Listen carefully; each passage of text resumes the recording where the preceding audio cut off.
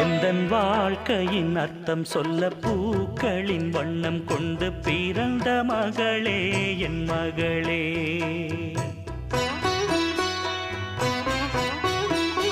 நான் வாழ்ந்தது கொஞ்சம் அந்த வாசத்தில் வந்துதித்து உயிரில் கலந்தா என் உயிரே.